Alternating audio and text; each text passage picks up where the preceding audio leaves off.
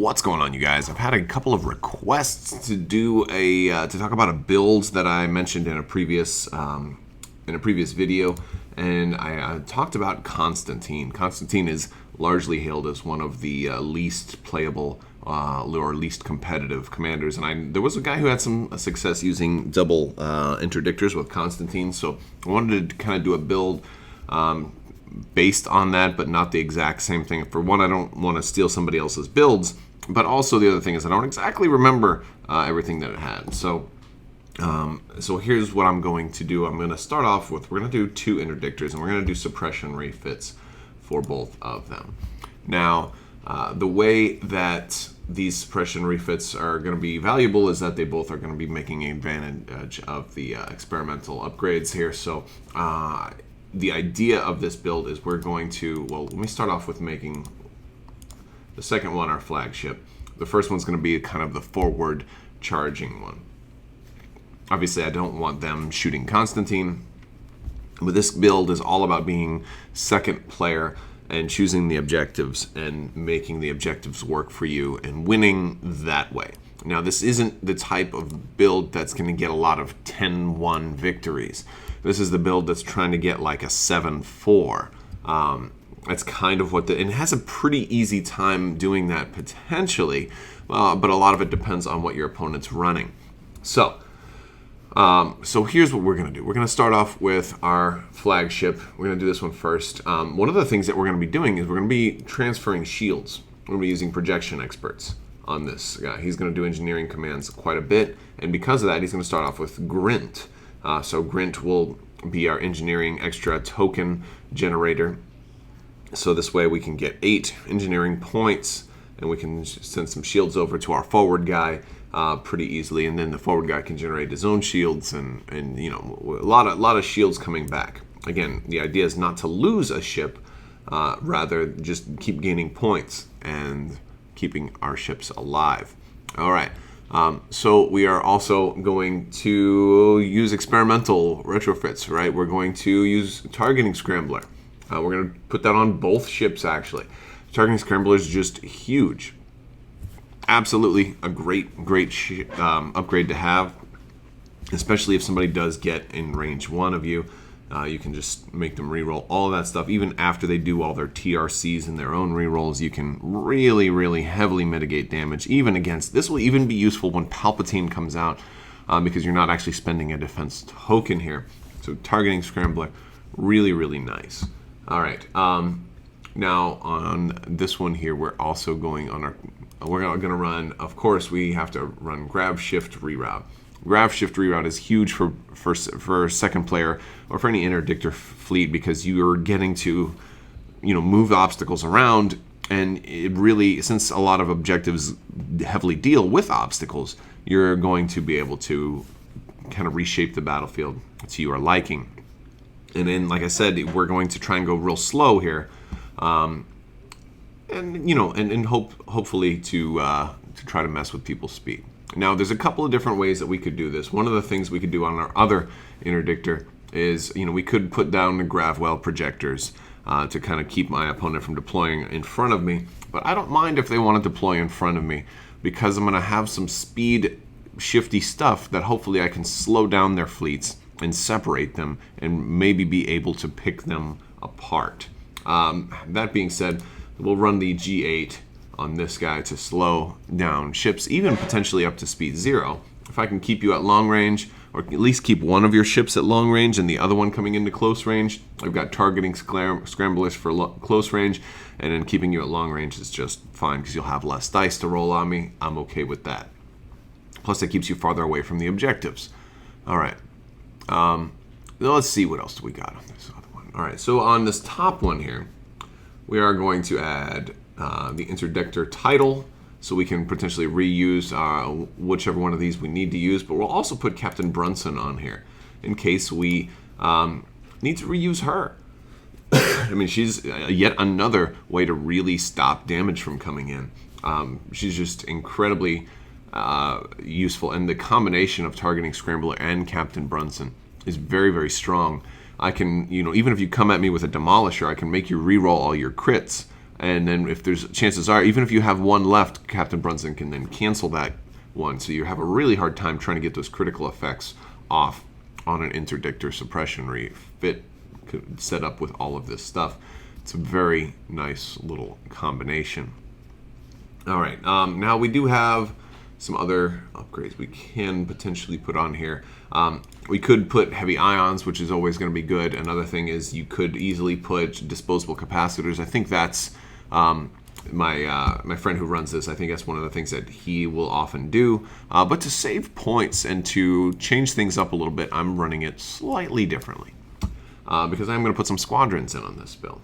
But before we get to the Squadrons, let's go ahead and put a carrier for those Squadrons. We'll put a Quasar Fire 2 on there because I want to be a little bit more widely prepared in this, and that is against the things like a Sloan build or aces coming in, which is something that happens. It certainly does. All right, so the Quasar Fire 2. We are going to, first thing is I really love Ruthless Strategists. Gotta have it. It's just great. I also love Flight Controllers. It makes my own Squadrons a little bit stronger. I love that one as well. And for the Squadrons that I'm going to be adding, I'm going to add my favorite Imperial Squadron, Valen Rudor, with his tag team partners, the Lambda ×3. So 3 Lambda shuttles and Valen Rudor. Now, what that's going to do is going to be even more battlefield control with their strategic ability. They're going to be able to come in and just move objectives around. They're going to be moving around like crazy, and I'm going to use Squall to give them the ability to move even more. When you activate, you may choose up to 3 unengaged friendly Squadrons at close to medium range. So Squadrons may move up to distance 2. If they do, they cannot enter movement engaged. So this is going to be useful for like something like fire lanes. Those 3 Lambda shuttles, I'm going to be able to move them before the Squadron phase. So I'm going to get a lot of Squadron shiftiness. We're going to be really doing crazy extra points with Squadrons. Again, we're looking for like more than 60 points off of objectives, so that we can get that 7-4. I think it's we should probably be able to get 80 points under most circumstances. In some cases, more than that. So that's really, really good. And then even if I do end up losing, like a Quasar or a couple of Squadrons, we're still going to have way more objective points than our opponent. Again, ensuring the small wins. But again, this isn't necessarily a list maybe I want to take to the most competitive tournament around. This is just a list to see if it can win. And I think even in a really competitive environment, this is a list that's going to make your opponent really have to work for it, because it's not something they're probably going to expect to see. That's my guess. So we're at 374 points. We have some more wiggle room over here. So one of the things, since we're messing with speed, right? Konstantine can slow ships down. He can also speed ships up. So Konstantine's the only other person out there that can speed ships up.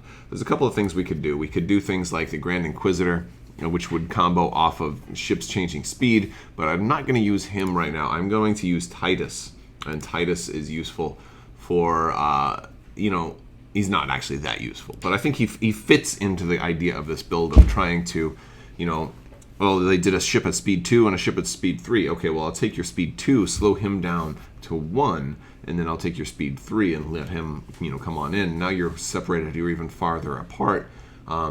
Again, it's not a foolproof thing, but I think it kind of works into what we have going here. Additionally, there are some other options that would work, at least on this Quasar.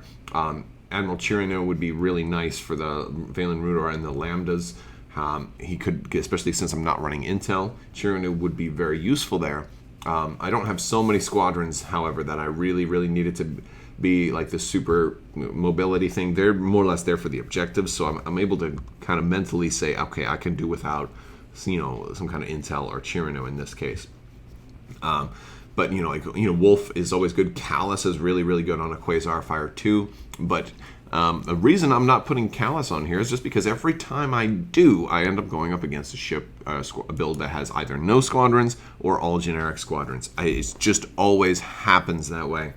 And I think the one time I actually had an ace, I forgot to add the Callus die. So this is just my, but you can add whatever you like. It totally works there. And then over here for our Retrofit, we're going to add the uncommonly used Phylon Q7 tractor beam. Phylons are just really cool because they just don't get used very much. And I'm going to add those to all of my ships. I'm going to add a Phylon to all of them. Now, my ships are medium ships. They are medium ships. You can very, very, very easily just, completely shut down like a demolisher that's incoming. Especially between the Phylons and then the G8. You can just totally really slow enemy ships down, or let that one CR90 at speed 4 come right through and then just slow everything else down. Let them bring one ship at a time in, and they'll have a really hard time messing with this. So this brings us up to 394. There's a couple of things that we could, we can't add any more titles there. Close. I don't want that. There we go. But what I could do in this case is I could swap Titus for Callus, or we can't do Chirinu because that's going to be 02. Yeah, well, I could drop one of the Phylons, as a matter of fact. So we could do something like that, and then disposable capacitors on one of them. There's a lot of different ways. Well, let's see. Let's go ahead and I don't know if I want Chir. Oh gosh, I was thinking. Originally, I was just going to leave it at 394. That was the plan before I started doing this. And now, as I'm actually into it, I think there's so many more options. Or like damage control officer. There's a lot more options, and it's very, very tempting to try to figure out the optimal thing. But we'll leave Titus on board, and we'll put Phylons back on here, and we'll put projection experts on both. There we go. That was where the extra 6 points went. Now that puts us right at 400 points. Pretty much guarantees us to be second player. But then again, sometimes people do make builds deliberately to become second player. And that's okay, because even if you end up with first player, you still get to choose the objective that's going to have the most tokens or things that you want. So you can still make that work for you. Now, let's go ahead and look at objectives. So under Assault, this is where things change for me the most, because I am a big fan of the very much in-your-face things like opening salvo, advanced gunnery, or most wanted, the very aggressive, I'm coming for you and we're going to duke it out. But here, I'm going to go with Station Assault. Station Assault is an easy way for you to get 80 points, and I think it's amazing. And the idea is we're going to choose Station Assault, and we're going to have our opponents... first off, we get to place both options. So this gives us, a slight advantage when it comes to placing obstacles. But one of the things we're going to do is we're going to put them both together, and then we're going to pull them back as far as we can, like maybe into a corner or something after everything is deployed. We're going to use the grab shift reroutes for that. We're going to use grab shift reroute. So. One of the things we're going to do for our defense is we're going to look at all of these, and I think it's pretty clear here. We're going to go with fire lanes. Now, fire lanes is going to be just the absolute worst choice for an opponent to choose under most circumstances, just because we've got 3 lambdas here, and we're going to be able to pull all of these tokens back right away with this Quasar and the Squall title. And this is just going to give us basketfuls of points. You can easily end up with like over 100 points. I think you can get 15 times 3 per round times, so that's 25 or 45 times 6. You can get over 200 points this way just with fire lanes. It's really, now you may not, because you don't have that much in your battery armaments, but the idea is you're going to just have all your ships going really slow. You could even have your interdictors slow down to speed 0 for the first turn or two, depending on the enemy's deployment and the enemy's speeds, and just pull those things into their side arcs or even into their rear arcs. Put them behind your ships, and you'll be fine. Next thing is our blue. And blue is one of those that isn't always, a lot of times we kind of default to Solar Corona or superior positions. But in this one, a really, really nice option is going to be Salvage Run. It gives you the option to place the station in the center. We're going to have some dust clouds in there, which kind of helps you. You don't want to be taking too much fire. It gives all you guys a nav token. So again, if you want to slow down to speed 0 first turn, you'll have that nav token to speed back up at your leisure. But you're going to, be able to get 80 points out of this easily. So 80 points there, 80 points there, potentially over 200 with fire lanes. A lot of really, really good stuff. And one of the things about Salvage Run that makes it so good is, in this build, the shuttles can go in and pull the tokens towards you, but also you're going to have everything close together. So that really lets you do a lot of stuff with the grav shift reroute. Lets you rearrange a lot of the terrain in the middle of the board for that, which is very, very fun. So that is a double interdictor build, I think, with a heavy preference for second player.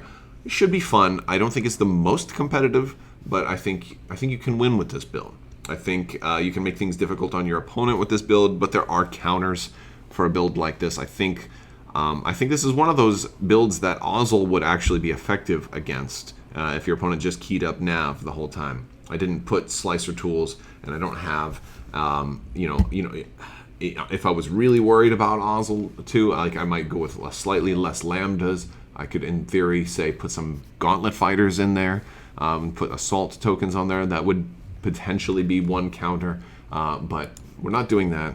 I don't expect, at least in my area, I don't run against commanders like Ozzel or just any build that's really heavily focused on getting extra nav and extra speed. Entrapment formation would also kind of work against this build a little bit.